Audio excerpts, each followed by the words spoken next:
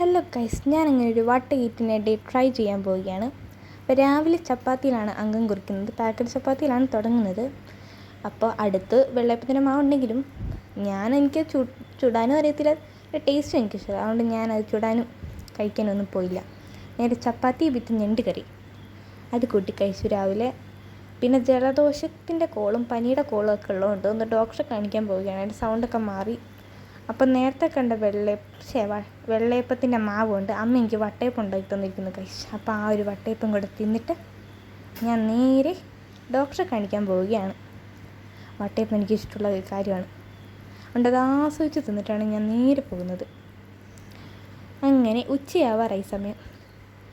തിരിച്ചു വന്ന് ഉച്ചയ്ക്ക് കഞ്ഞി കുടിച്ചു.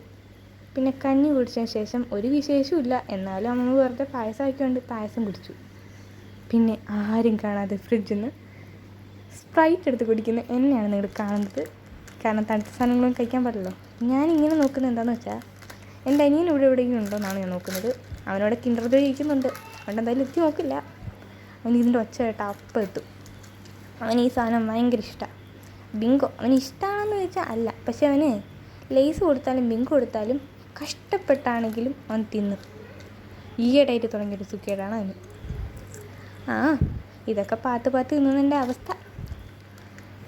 പിന്നെ രാത്രിയാകുമ്പോൾ വീണ്ടും കഞ്ഞി എടുത്ത് കുടിക്കുന്നു. അത് ഒരേ പാത്രത്തിൽ തന്നെ, സെയിം പാത്രത്തിൽ തന്നെ വീണ്ടും കഞ്ഞി കുടിക്കുന്ന ഞാൻ. ഇപ്പോൾ കഞ്ഞിക്ക് ഒരു ടേസ്റ്റ് ഉണ്ടാകണമെന്നുള്ള കേട്ടോ എക്സ്പ്രഷൻ വരുന്നത്.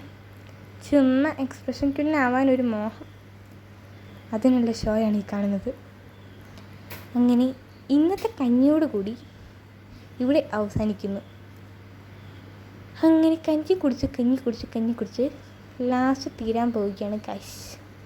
അങ്ങനെ ഇന്നത്തെ വാട്ടേറ്റിനായിട്ട് തീരാൻ പോകുന്നു. Bye bye.